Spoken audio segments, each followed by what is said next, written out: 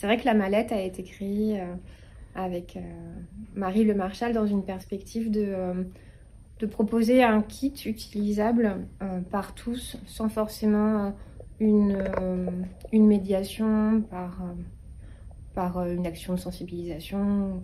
L'idée, c'était vraiment d'utiliser un objet clé en main.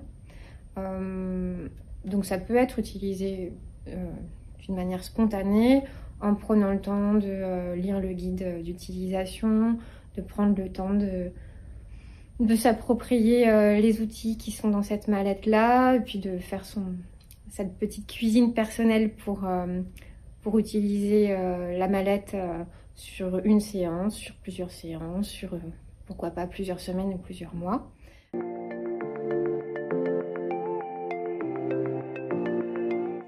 Alors, ce que j'ai vécu avec ces stagiaires, c'est 1 jour et demi.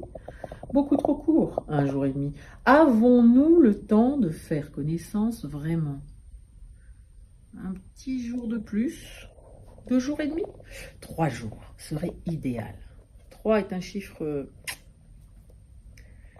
des maladresses, des assurances qui commençaient, des découvertes, des lâcher prise. Ça, c'est une des formatrices qui l'a dit. Elle voulait contrôler et à un moment donné, il a fallu bien qu'elle laisse faire. Et c'est les marionnettes qui ont parlé à sa place. Et là, ça devient intéressant parce que tout d'un coup, elle a la parole, mais ce n'est plus elle qui parle. Même si c'était elle, évidemment c'est elle.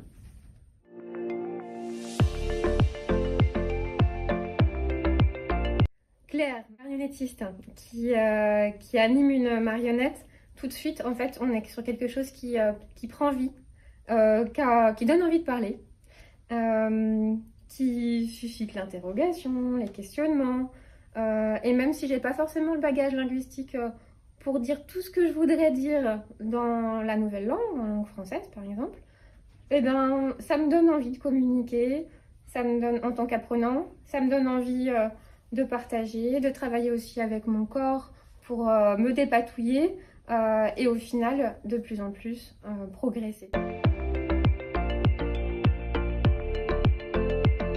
La proposition de Doc en Stock de mettre en place des sessions de professionnalisation qui permettaient de faire se réunir une marionnettiste et une formatrice FLE nous montre à quel point ça peut être nourrissant pour les formateurs. Quand on est dans sa pratique habituelle de formateur, on est très habitué aux outils pédagogiques et autres ressources plus traditionnelles et on peut se sentir désarçonné par rapport à un objet qui est un peu atypique. Et être guidé, avoir la chance de pouvoir rencontrer une marionnettiste et une formatrice FLE qui ont eu cette opportunité-là de réfléchir sur comment se mêlent art et apprentissage et comment ça peut se coordonner. C'est assez confortable pour les apprenants, enfin pour les futurs utilisateurs de la mallette.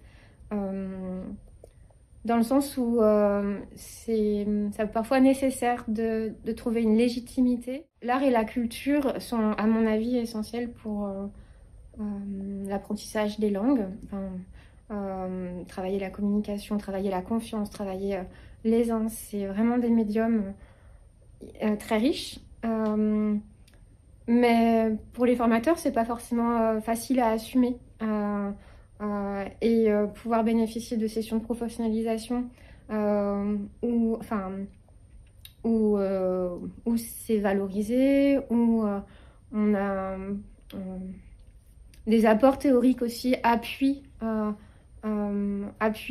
clairement l'impact des arts et de la culture sur la progression linguistique.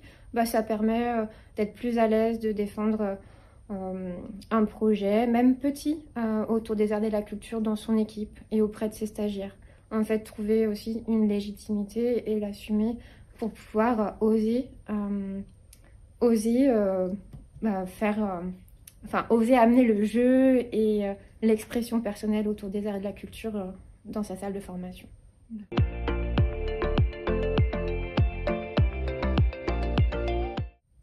Il ne faut pas avoir peur d'être incompétent. Alors, peut-être que je dirais, allez-y, amusez-vous. Amusez-vous dans le sens jouer. Jouer sérieusement, comme les enfants. Très sérieusement, jouer. Et alors, la marionnette devient quelqu'un qui est séparé, mais complètement à l'intérieur. Et le corps se met à parler.